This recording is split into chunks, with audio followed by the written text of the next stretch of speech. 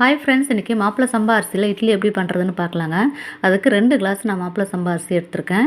அதே கிளாஸ்லேயே நம்ம எல்லாமே அளந்துக்கலாங்க. இதிலே நான் பச்சரிசி 1/2 கிளாஸ் சேர்த்துக்க போகிறேன். வெந்தயம் ஒரு 1/2 ஸ்பூன் சேர்த்துக்கலாம். இதே கிளாஸ்லேயே நம்ம உளுந்தையும் சேர்த்துக்கலாங்க. 1/2 கிளாஸ் நம்ம சேர்த்துக்கலாம். எல்லாத்தையும் நல்லா வாஷ் பண்ணிவிட்டு ஒரு 5 மணி நேரம் நல்லா ஊற வச்சுட்டு நம்ம மிக்சியில் அரைச்சிக்கலாங்க, இல்லை கிரைண்டரில் அரைச்சிக்கலாம். நான் இன்றைக்கி மிக்சியில் தாங்க அரைக்க போகிறேன். இது நல்லா 8 மணி நேரம் புளிக்கணும். அதனால் நல்லா இதை நம்ம ஊற வச்சுட்டு அரைச்சிட்டு உப்பு சேர்த்து நம்ம கரைச்சிட்டு எடுத்து வச்சுக்கலாங்க. நல்லா புளித்த பிறகு நம்ம இட்லி ஊற்றிக்கலாம். இதே மாவுலேயே நம்ம தோசையும் சேர்த்துக்கலாங்க. இல்லை வெங்காயம் தோசை, ஊத்தாப்பம், நம்ம குழி பணியாரம் எல்லாமே நம்ம இதில் பண்ணிக்கலாம். நல்லா மாவு புளிச்சதுக்கப்புறம் தாங்க நம்ம இட்லி ஊற்றினா நல்லா புசு புசுன்னு வரும். நார்மல் இட்லி நம்ம எவ்வளோ நேரம் வைக்கிறோமோ அவ்வளோ நேரம் நம்ம டைம் வச்சாலே போதும். இது கரெக்டாக இருக்கும். நல்லா சாஃப்டான இட்லி சூப்பராக ரெடி ஆயிடுச்சுங்க. இதே மாவுலேயே நம்ம தோசையும் பண்ணிக்கலாங்க. நல்லா சூப்பராக வரும். நல்ல ஒரு தோசை கிறிஸ்பியாகவும் இருக்குங்க. டேஸ்ட் நல்லா கண்டிப்பாக ட்ரை பண்ணி பாருங்கள்.